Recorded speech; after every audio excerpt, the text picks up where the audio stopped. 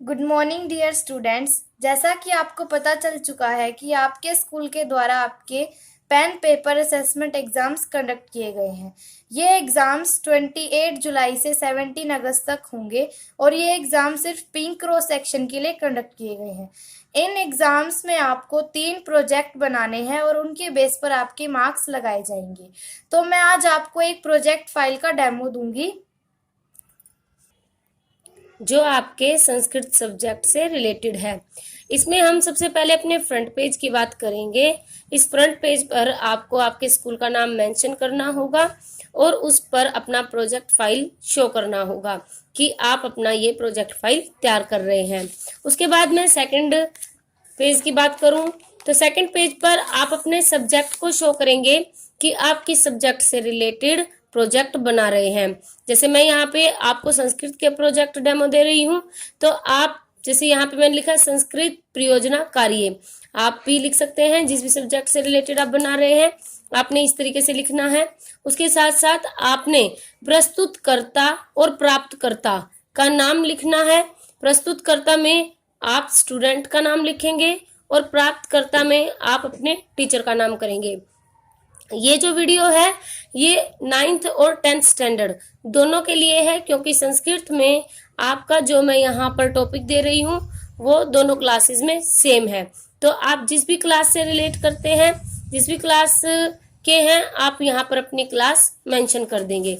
Next page पर आप अपने यहाँ पर अपना टॉपिक को मेंशन करेंगे। जैसे मैंने यहाँ पे अभी आपको बताया कि मैं आपको समास का टॉपिक दूंगी, तो समास यहाँ पर मैंने शो कर दिया है। आप इसको और भी अच्छे डेकोरेटिव तरीके से कर सकते हैं और भी इसको सजा सकते हैं। वो आपकी खुद की चॉइस है कि आप उसको किस तरीके से बनाएंगे।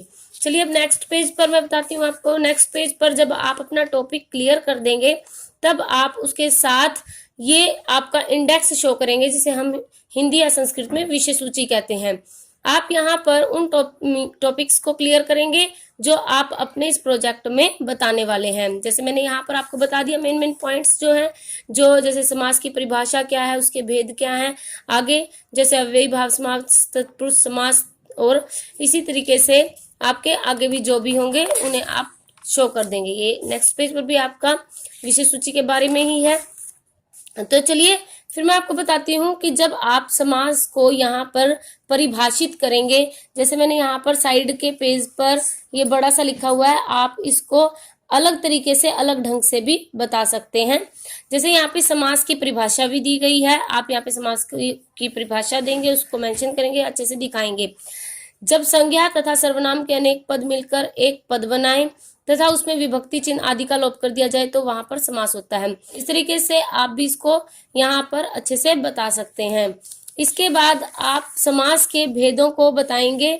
समास के भेद बताते टाइम आप यहाँ पर उसका डायग्राम बना सकते हैं, अपने हाथ से अच्छे से ड्राइंग कर सकते हैं, या आप चाहें तो प्रिंट आउट भी लगा सकते हैं।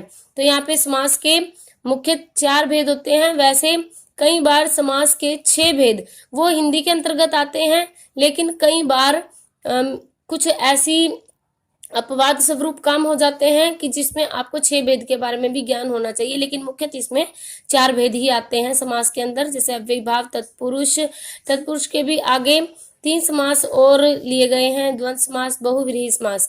इस तरीके से आप यहाँ पर उसको बताएंगे।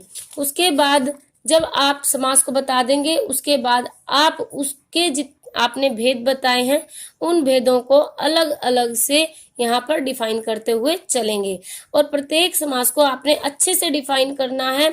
आपने ये नहीं कि मेन लिख दिया, वो समझ में भी ना आए।